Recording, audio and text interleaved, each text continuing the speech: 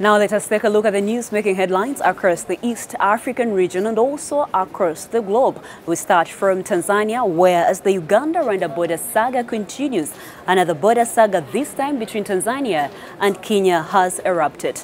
Now Kenyan residents on the Namanga border have blocked all vehicles from Tanzania from entering Kenya on claims that a Kenyan businessman, only identified as Moha, was allegedly taken from his workplace in a vehicle with Tanzanian registration. One of the aggrieved residents was heard saying that since he was taken Wednesday night, he has not been seen. The Longido District Commissioner Frank Mwaisumbe says it is illegal to stop vehicles from crossing the border. Now, news from Kenya: strengthening political, social and economic ties is the gist of discussion between Presidents Uhuru Kenyatta and President Yoweri Museveni during a two-day state visit of the latter to Kenya. The decisions taken include Uganda increasing sugar exports to Kenya, Uganda to resume exporting poultry to Kenya, Uganda to lift the ban on beef imports from Kenya, less paperwork for dairy producers exporting dairy products to Kenya, and Ugandan tile makers were promised access to the Kenyan market soon. Museveni is the first visiting head of state to take the Madaraka Express train on the new standard gauge railway, a move aimed at having him to join the joint development to ensure that the SGR continues all the way to Kampala. News from Burundi: the schoolgirls arrested for doodling on President Pierre Nkurunziza's photo have been freed. Now the three were released on bail according to their lawyer. The juveniles, who have been in custody since March 2nd, were handed over to their parents. Activists called for the release of the schoolgirls on Tuesday, asking for them to be punished according to the school rules and regulations.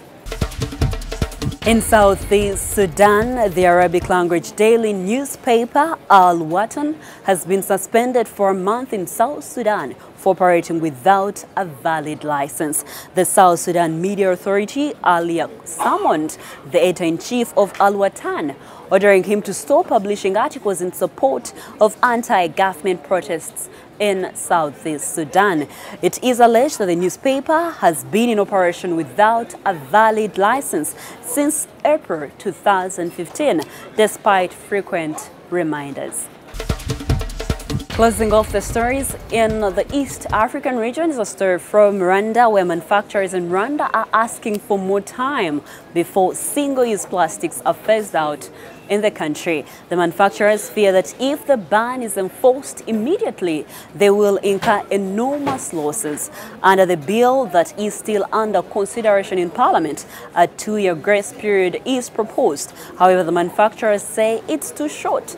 The manufacturers were thus given 2 more weeks to come up with possible alternatives and ideas. Now, beyond the East African region, we go to Thailand, where 9 people have been arrested in Thailand for spreading fake news on Facebook with posts about sacked election officials and bogus ballots in the wake of controversial polls in the kingdom. Thailand held its first vote since a 2014 coup on Sunday with a military-backed party and its main rival linked to the self-exiled billionaire, both claiming the right to govern. In Israeli cave explorers said Thursday that the cave with striking stalactites near the Dead Sea is the world's longest, beating the previous record holder in Iran. The cave, named Malham, stretching over 10 kilometers, which is 6.25 miles, runs through Mount Sodom, Israel's largest mountain, and spills out to the southwestern corner of the adjacent Dead Sea. In New Zealand Prime Minister Jacinda Ardern announced Thursday that Prince William will visit victims of the Christchurch mosque shootings next month. This will be the eve of a national remembrance service being held in the grieving South Island city.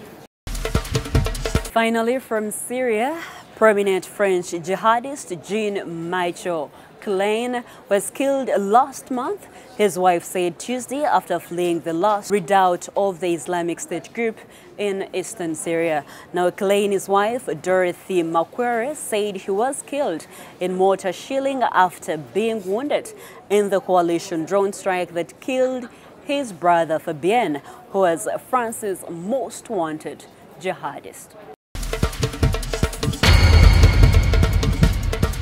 And that was the headlining news across the East African region and across the globe. Let us look at our daily pile of Africa series.